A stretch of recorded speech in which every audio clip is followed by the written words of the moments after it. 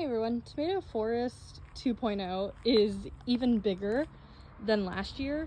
So come with me as I trim some of them up and move them around and give you all the details on that. So the first thing I'm going to do is I love these daisies. I want to keep them, but I need to move them to make way for some of these tomatoes to come up.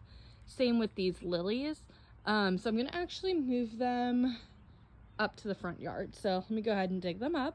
It's actually cool because you can see the two different type of root systems. So lilies do off of like bulbs, and then they create these like little corms. So all of these will branch off into new plants. And then things like daisies are just your roots. So I'm going to take all the flowers off this year, put them in a vase, but yeah, just thought I'd show the difference. So now we have all this space here and all this space out front. So the next thing I'm going to do is just come in and check. So some of these have some yellowing leaves. It looks like it might be disease or blight. Rather than compost that, I'm actually just going to throw it away because I don't want blight to spread to my compost or to my other plants. So anything that I'm worried about, I'm just going to throw away. So I'm going to go ahead and clean these up.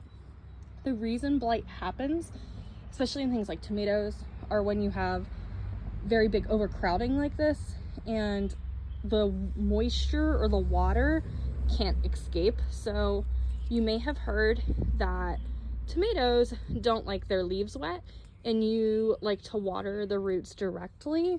Well, this is why, because they're more prone to disease. So we're gonna go through, clean that up best we can before we start moving anything.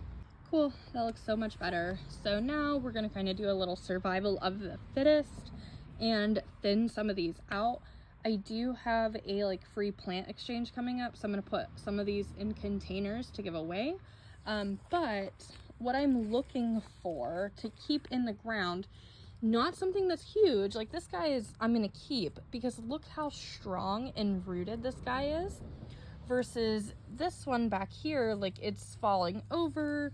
There's like 6 of them here. So I'm definitely gonna thin this out, and I'm just gonna pull gently at the bottom.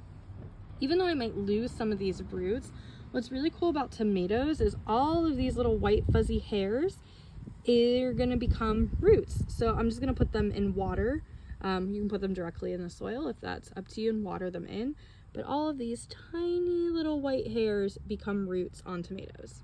Okay, next thing I'm gonna do to continue getting airflow through for our tomatoes is any branch that is touching the ground or leaning down towards the ground, I'm gonna trim.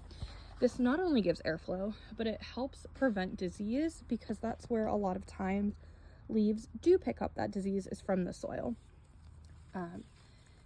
So we're just gonna keep going through, and anything like down here, these ones, we're just gonna get rid of. And another thing some people do is they cut off what's called the sucker. So if you follow, and this one's a little hard to see, I apologize, the main stem, you'll branch out into your leaves here, and then in the armpit of that connection is what people call the sucker. Now, the reason that they take them is because it is taking nutrients from the main plant into creating these offshoots. So depending on your plant, if it's determinate or indeterminate, a lot of people clip them. I am going to because I got a better haul last year by doing this. But again, totally up to you. They're not going to harm your plant.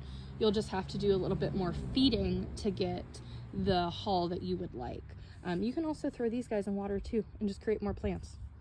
Also, while we're here, tomatoes come in a bunch of different varieties. I'm sure you guys already knew that, but even something as small as their leaves look different. Like these, I'm pretty sure are going to be my bigger tomatoes. And you can see they're kind of clustered together, their flowers, versus something like these are my volunteer cherry tomatoes. They're much smaller, and their flowers are, if I can see over there, they're more like on a vine. And then these are ground cherry, and they look completely different, with their flowers being itty bitty, and they kind of grow one at a time. Also, I feel like I've learned a valuable lesson that if I'm gonna just throw random stuff in here, I need to expect said random stuff to grow and spread. This volunteer cherry tomato is all the way from up here. Thanks. Okay, so now I'm gonna take some of my bigger ones, like this guy, and replant them, whereas some of my itty bitty stems I'm gonna put in water. And that's it. Now they're thinned out, they have much more air room. Some of them do look a little sad and might not thrive. It's okay. It happens sometimes, but I'm gonna give them a couple days, and yeah, tomato forest update done, thinning done, pruning done, replanting done. Thanks everyone for following along, and I'll talk to you later. Bye.